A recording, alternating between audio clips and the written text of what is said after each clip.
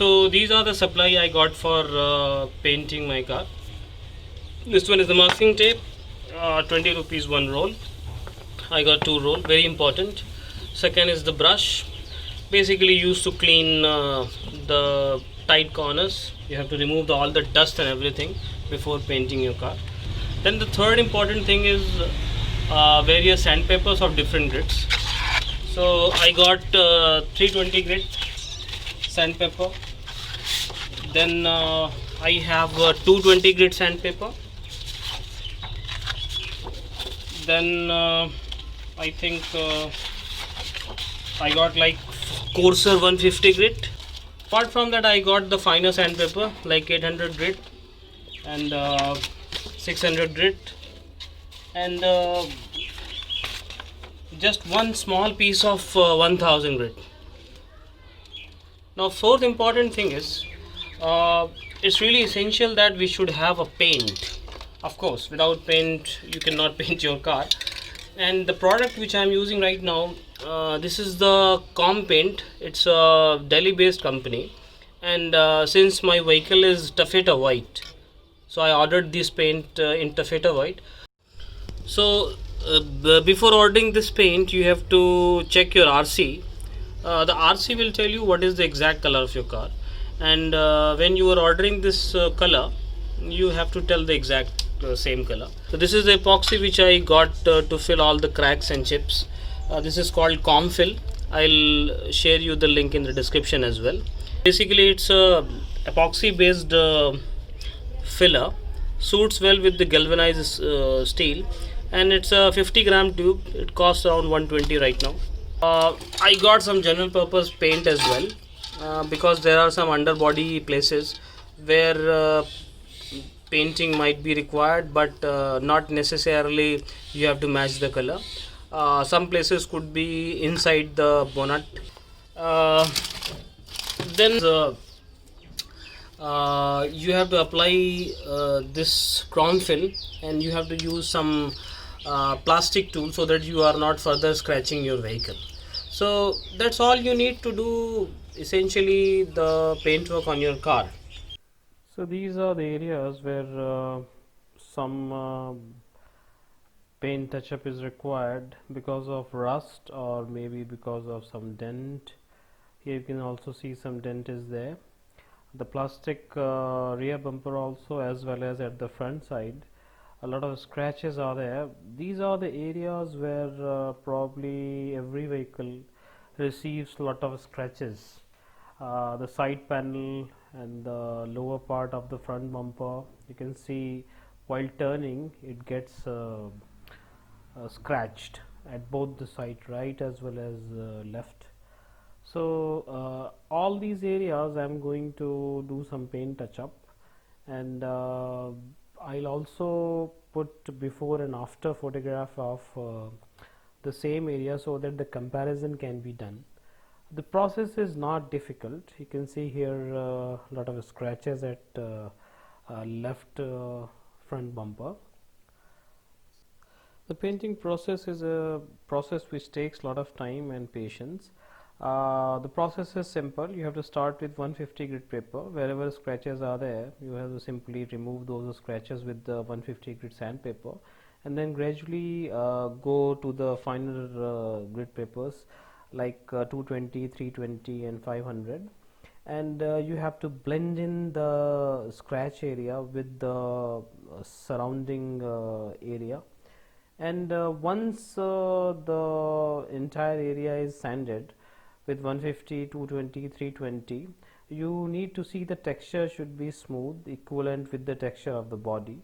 Post that, you have to fill that particular scratch or dent area with the Comfill epoxy. Let it dry for like an hour, and after that you have to grind it again with 150, 220, 300, 500, and in certain places you have to also go for 600 grit sandpaper. More than a grit number, finer the sandpaper and finer the texture. You have to achieve the texture of the vehicle. It should be very fine, and then you have to spray paint it. Painting should be done in at least 2 to 3 coats, Don't try to achieve entire painting in a single coat. Do 1, 2, 3 coats, and post spray painting you have to again sand it with the 1000 grit sandpaper, and it's a wet sanding. It will give you a very proper fine finish. And then clear coat spray paints are also available, which will give you a very shine coating, and this entire scratch area will become like a new place. As you see, a lot of sanding is required. I made a small tool with the drilling machine. I attached a small piece of wood with the small drill, and on top of it there is a small cloth which gives the cushion, and on top of that I will put the small piece of sandpaper, and with the help of this the sanding can be done very easily at any place without lot of effort, and this results very good. It is very important tool. If you have a proper sanding machine, that works great as well. So you can see post sanding, lot of material is removed and all the rust is gone in this area. And similarly you can do the sanding at every single place wherever dent or rust is there. Now some filling is required, so take the comb fill and with a piece to fill that area wherever sanding has been done, and apply the comb fill. And while filling the comb fill, don't worry about the texture. You just have to apply a very thin coat so that all the gaps are filled.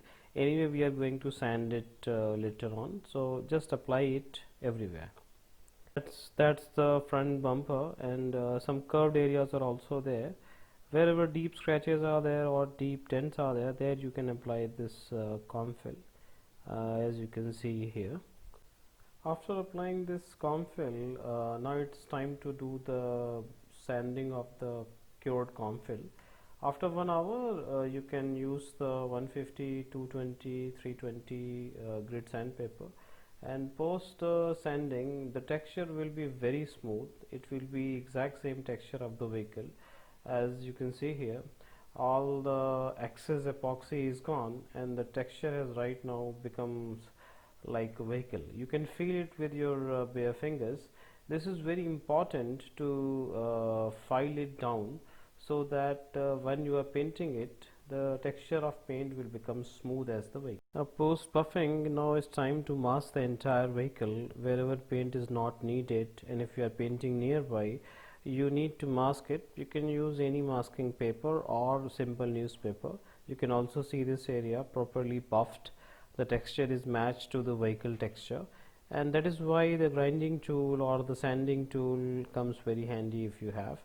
So wherever I'm going to do the touch up, nearby at least half a meter area is totally covered down, and masking is done. Don't be shy on masking, otherwise there would be paint spots here and there which probably would not looks good. The front bumper, wherever I'm not going to paint, it's completely covered with the paper. Here also you can see the sanding. It is properly done and texture is very smooth, and that is important. So the trick here is, first we should try to paint the under bonnet area so that if any issue is there with the paint color, that can be addressed. And you have to hold the paint can at least 8 inch away from the surface where you are going to paint. Rock it well so that it gets mixed, and then try to feel how far the paint reaches, what is the force of the paint can, and have 1 or 2 small sprays to understand the force. And then once you are satisfied, then left and right motion would be the proper motion to. So painting is simple. Hold the can at 8 inch and do left and right motion at one place, then go to the second place for the spray painting, and then come back again to the first place. Don't overspray at one single space, otherwise the paint will drip and you will be seeing the marks. That's the way to paint. It's very simple. For inside places like this, I am using the general purpose paint, and first coat I am doing with this general purpose paint, so that when I'm going to do the second coat or third coat, the quality of paint would be slightly thicker, because these areas are having heavy rusting. So that's about it. So after the first coat, it looks like this. Seems pretty neat. And then when you will do the second coat and third coat, the more shine will come and paint will definitely look good. Let's move to the front side of the vehicle. For this particular project I procured like 4 bottles of this taffeta white can. Every single bottle cost me around 300 bucks, and with these 4 bottles, around 30% area like front bumper, rear bumper, some part of boot, some quarter panel, and the petrol tank cover, all these areas could be painted at least twice. And at certain places like this front bumper I did like 3 times coating. So if you are having like 8 can or 9 can, probably you can paint the entire car. That correspond to around 2700 rupees, and with this much you can paint your entire car, as compared to the service center where they charge at least 50,000, 60,000 for the entire car painting. It's a very cheap alternate. However, they service center definitely will do a lot of denting as well. In my case, the denting is not required because there were no severe dents or no severe chipping, only superficial scratches or maybe scratches of like 2 millimeter deep. That much can be very easily attended.